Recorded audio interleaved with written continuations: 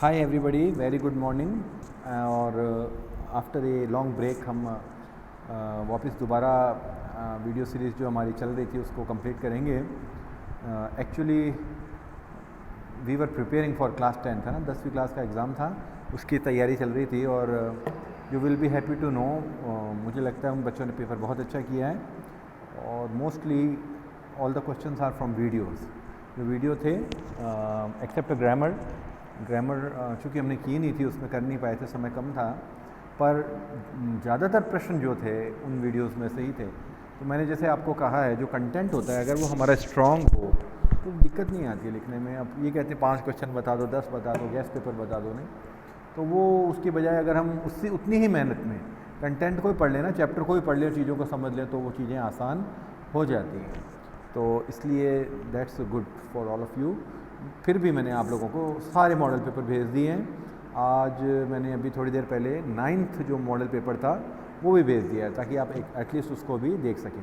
तो अब हम we are going to do one chapter, that's the enemy now. तो एक जो चैप्टर है हमारा उसका नाम है दी एनिमी, शत्रु या दुश्मन। और who is the writer? Writer is Pearl S Buck, remember that. ये बहुत बड़े राइटर हैं, अमेरिकन राइटर है पर्ल एस बक। और इन्होंने जो है युद्ध की विभीषिका पे या युद्ध के जो दुष्प्रभाव होते हैं या युद्ध में जो हानि मानव को उठानी पड़ती है, जैसे हम देख ही रहे हैं अभी रूस यूक्रेन लड़ाई, हम कई बार इस बारे में बात कर चुके हैं। तो ये तो हमारी आंखों के सामने हो रहा है, हम देख रहे हैं कैसे एक हंसते खेलते शहर को, देश को कैसे तबाह किया जा रहा है। तो ऐसा हो जाता है। तो एनिमी बनने के बाद में अब रूस और यूक्रेन में भी यही है, जो उनके आपस में रिश्तेदारियाँ हैं। कुछ रिश्तेदार रशिया में हैं, कुछ यूक्रेन में है। तो सोच सकते हैं हम उन पे आपस में क्या बीतती होगी। भारत पाकिस्तान का भी ऐसा ही था ना, पहले तो एक ही था, तो बाद में जो हुआ, कहीं हमने स्टोरीज़ पढ़ी है ना, कोई किसी का दोस्त था और बाद में दुश्मन बन के एक दूसरे के सामने खड़े थे। तो ऐसे में मानवता बड़ी है कि देश बड़ा है, ये एक बहुत बड़ा प्रश्न उठाया है किसमें? द एनिमी में।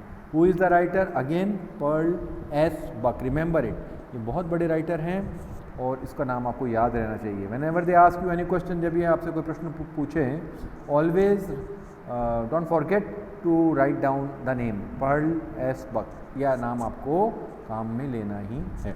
Now doctor Sadao Hoki's house was built on a spot of the Japanese coast where as a little boy he had often prayed.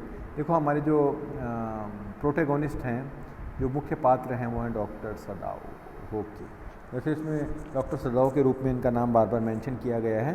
तो who is the writer, who is the protagonist? मुख्य पात्र कौन है? Doctor Sadao, remember it. It's a very lengthy chapter, बड़ा लंबा part है, लेकिन it's a very interesting chapter also. बहुत ही रुचिकर, बहुत ही अच्छा पार्ट है। Remember it, doctor Sadao is our protagonist, हमारे मुख्य पात्र हैं। ठीक है।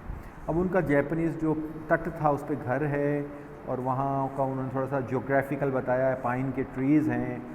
और जब वो लड़का था सदाओ, हेड क्लाइंब पाइन्स पे, जो पाइन पेड़ होते हैं लंबे, उन पे चढ़ा करता था, है ना, और नंगे पैर वहाँ घूमता था।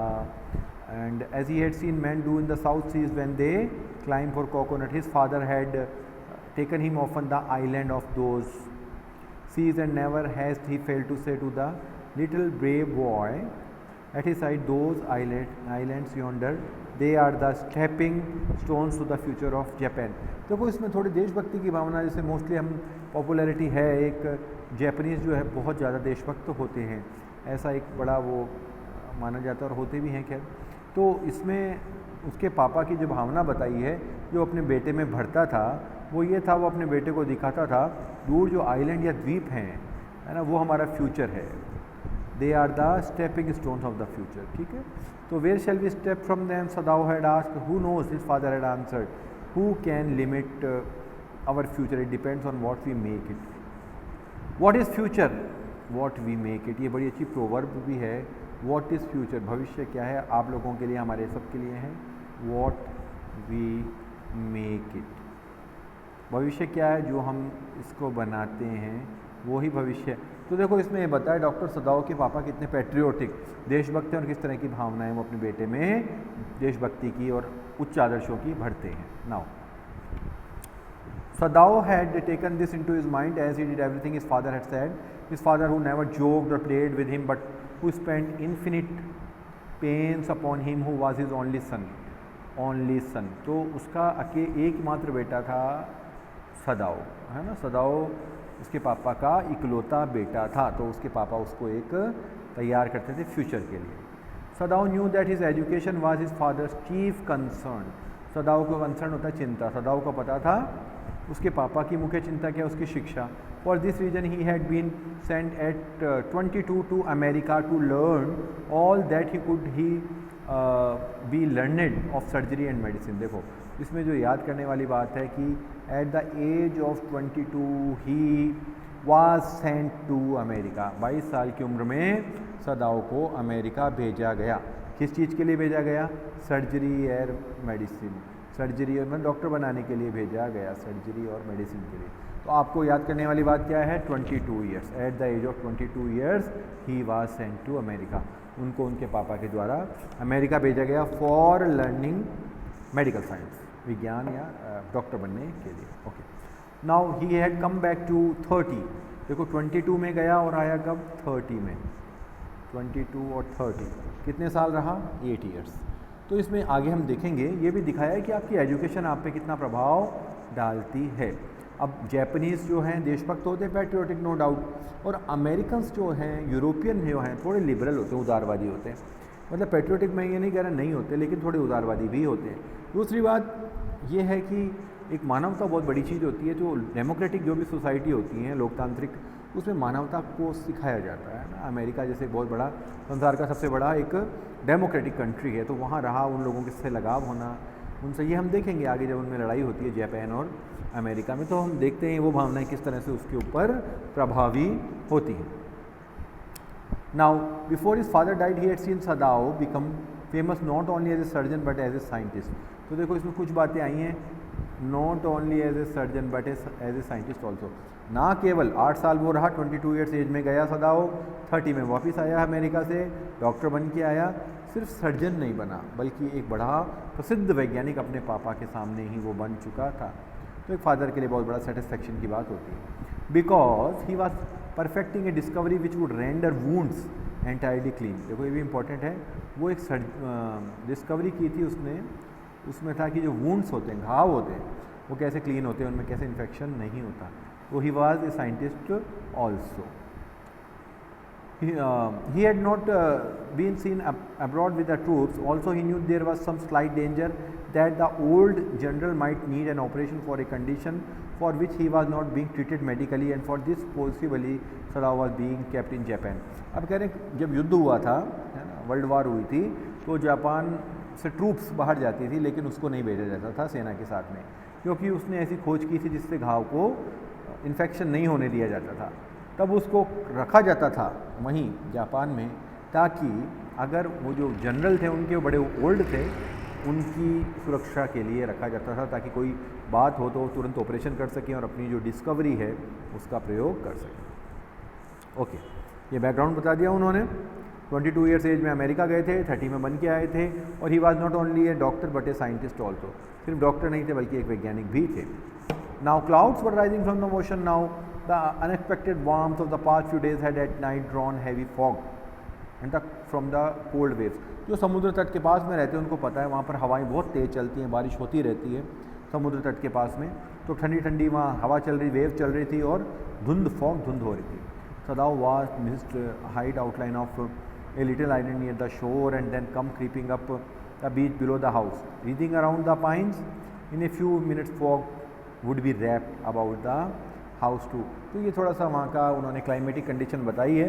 फॉग आ रही है, धुंध आ रही है, और धीरे धीरे धुंध समुद्र से शुरू होती हुई जो पूरे क्षेत्र को अपने आगोश में ले लेगी और वो ओवरलैप हो जाएगी, सारा घर और सब चीज़ें किस में चले जाएंगे? धुंध में। Then he would go into the room where Hana his wife would be waiting for him with the 2 children. देखो इसमें हमारे पास और कैरेक्टर्स आ गए। हाना वेरी वेरी इंपॉर्टेंट कैरेक्टर है, और उनके 2 बच्चे। तो ठीक है, अपने को याद रखना है, डॉक्टर सदाओ और उनकी वाइफ का नाम क्या है? हाना, और उनके बच्चे कितने? 2 बच्चे, 2 children. Remember it, doctor Sadao and his wife Hana, उसकी वाइफ का नाम है हाना, रिमेंबर इट। बहुत अच्छा कैरेक्टर है, बहुत महत्वपूर्ण कैरेक्टर है, बहुत डेडिकेटेड वाइफ दिखाई है, उनकी समर्पित वाइफ दिखाई है। तो okay, let's go again. Move on, आगे चलते हैं. But at this moment the door open and she looked out a dark blue woollen haori over her kimono. She came to him affectionately and put her arms through his, stood, smiled and said nothing. Okay, तो ये उन्होंने थोड़ा वहाँ उनको describe किया, उनके characters को थोड़ा दिखाया है, उनको फिजिकली थोड़ा दिखाया है. ओके, देखो his father would never have, he had met Hana in America. That is important also. वो हाना को कहाँ पे मिला था? देखो, he had met Hana in America. America में हाना को वो मिला था जब पढ़ने गया था. ठीक है.